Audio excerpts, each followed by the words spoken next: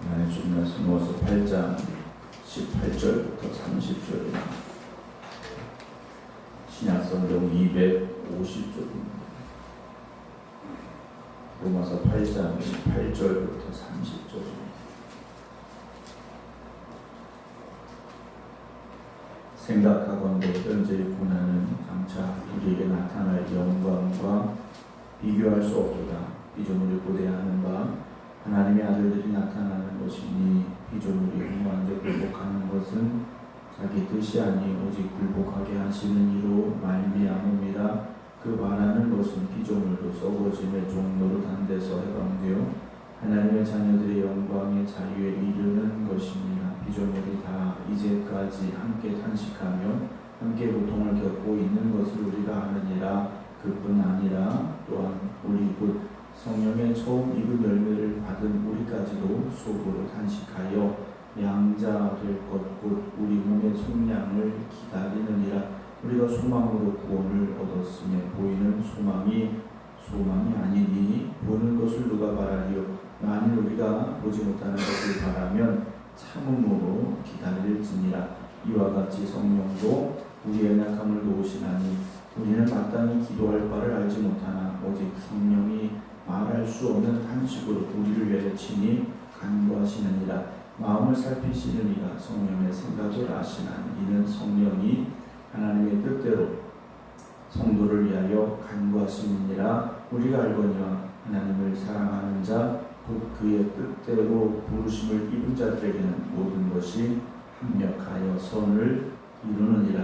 하나님이 미리 아신 자들을 또한 그 아들의 형상을 본받게 하기 위하여 미리 정하셨으니 이는 그로 많은 형제 중에서 맏아들이 되게 하려 하심이니라. 또 미리 정하신 그들을 또한 부르시고 부르신 그들을 또한 의롭다 하시고 의롭다 하신 그들을 또한 영화롭게 하셨느니라. 아멘. 할렐루야. 우리가 살면서 여러 가지 많은 고난들을 만나게 됩니다. 어떤 때는 내 힘으로 이겨낼 수 있는 고난도 있지만 때로는 우리가 감당하지 못할 큰 고난을 마주하게 되기도 합니다. 어떤 때는 육체의 질병이 고난이 되기도 하고요. 어떤 때는 사람과의 관계 속에서의 문제들이 고난이 되기도 하고, 또 어떤 때는 경제적인 문제가 고난이 되기도 하고요. 또 어떤 때는 우리의 신앙을 지켜가기 위한 반란과 핍박 앞에서 그런 상황들이 또 고난이 되기도 합니다. 우리가 믿음으로 살아가지만 고난이 없어지는 것은 아니죠. 우리가 믿음으로 살고 또 하나님을 의지하고 살아가지만 우리 앞에 모든 고난이 눈 녹듯이 다 사라져버리는 그런 상황은 있지 않습니다. 고난은 끊임없이 우리에게 찾아오고 있고요. 또 지금 그 고난 가운데 서 계신 분도 계실 겁니다. 그래서 우리가 감당치 못할 고난을 만날 때 우리가 하나님 앞에 탄식하며 묻습니다. 하나님, 왜 저에게 이런 일이 일어납니까? 라는 그런 질문을 하게 되죠.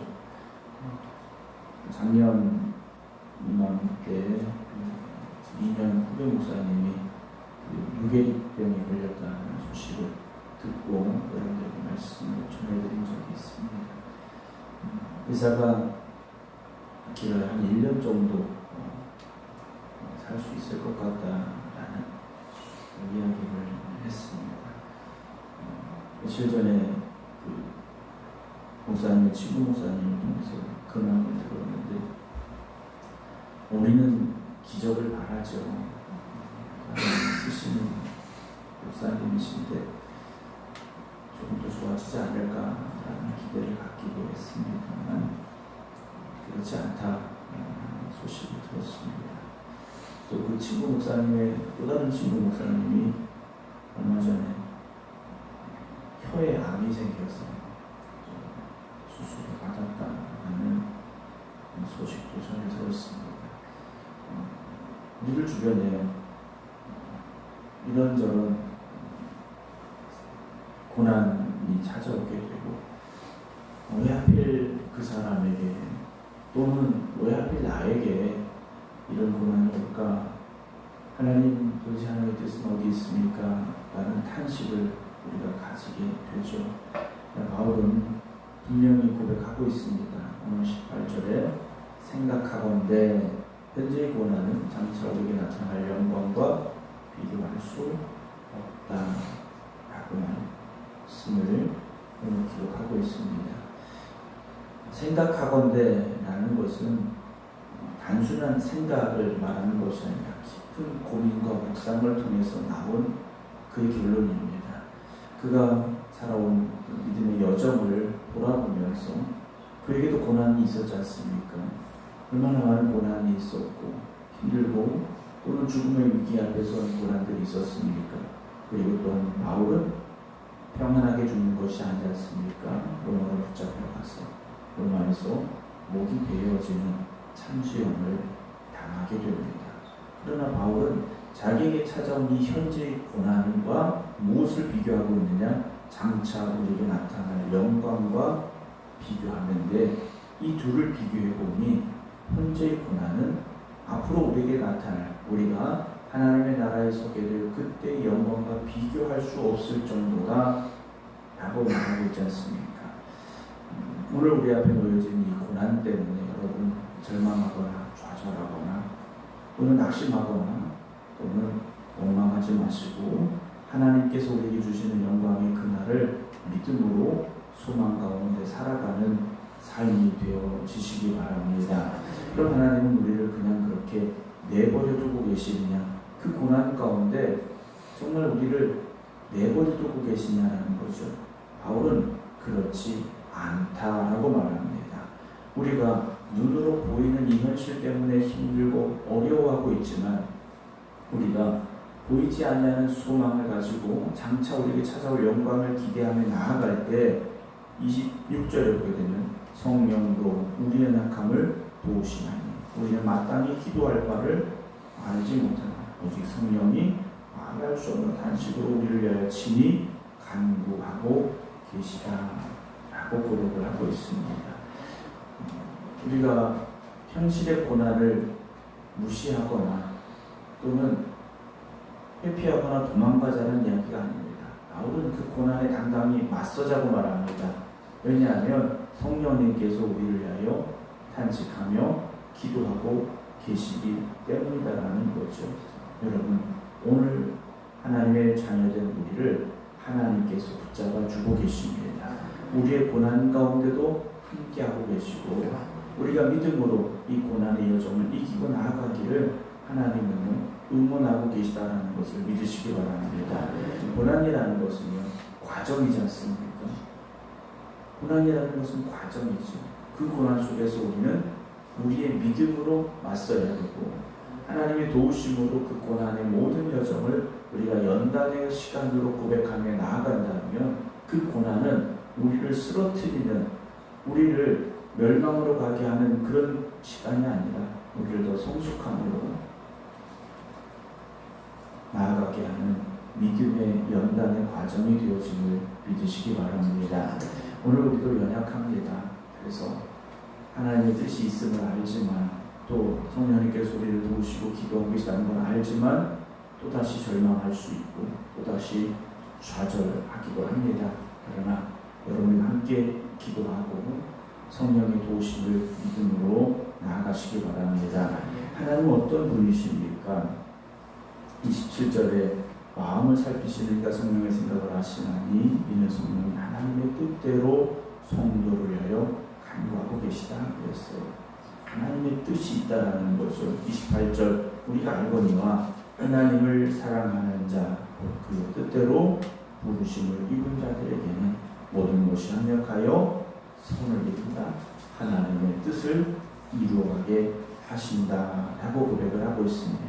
오늘 저와 여러분들은 하나님을 사랑하는 자가 되어져야 되고 또 하나님의 뜻대로 부르심을 입었습니다라는 고백이 있어야 됩니다. 그럴 때 우리에게 찾아온 이 모든 고난들이, 어려움들이, 환란이 협력하여 하나님의 그 선하신 뜻을 이루어가게 됨을 여러분 믿으시기 바랍니다. 하나님은 알고 계십니다. 29절에 미리 아신 자들 또한 그 아들의 형상을 본받게 하기 위하여 미리 정하셨다라는 거죠. 오늘 우리가 그리스도를 닮아가야 됩니다. 예수님을 닮아가는 삶이 되어져야 되죠. 주님을 바라보시기 바랍니다. 우리가 무엇인가를 바라보면 또 무엇인가를 사모하게 되면 닮아가게 되어 있지 않습니까? 여러분 주님만 바라보시기 바랍니다. 주님만 사랑하시고 주님만 의지하시기 바랍니다. 그렇게 우리가 나아가야 됩니다. 오늘 우리를 택하시고 부르셨지 않습니까? 우리가 하나님을 택한 것이 아니라 하나님이 우리를 택하신 겁니다. 하나님이 택하신 우리들이지만 우리에게는 고난이 찾아올 수 있습니다. 그러나 그 현재의 고난이 결코 헛되지 않습니다. 하나님의 영광을 바라보게 하는 우리 믿음의 연단의 시간이 되어지는 거죠. 우리가 평안하기만 하다면 아무런 문제가 없다면 하나님 바라볼 수 있을까? 그렇지 못할 것 같습니다. 때로는 우리에게 거센 폭풍우가 몰아칠 때, 때로는 깊은 어둠 속에 처할 때, 그때도 하나님 의지하게 되고 하나님 바라보지 않았습니까? 오늘 고난의 시간이 있다면 내가 하나님을 바라보아야 될 시간이고 내가 하나님을 다시 의지해야 될 시간임을 여러분 깨달으시기 바랍니다. 그렇게 우리가 고난의 시간을 하나님을 바라보며 믿음으로 나아갈 때 성령님께서 우리를 도와주실 것입니다. 하나님의 능력의 손이 여러분들을 붙잡아 주실 것이고 하나님께서 여러분들의 모든 것들이 합력하여 하나님의 그 선하신 뜻을 이루어가게 하심을 믿으시기 바랍니다. 우리는 하나님의 뜻과 계획하신 가운데 살아가고 있습니다. 그래서 우리에게 찾아온 이 고난 가운데 결코 낙심하지 마시고 소망으로 이겨내시기 바랍니다. 소망을 잃어서는 안 됩니다.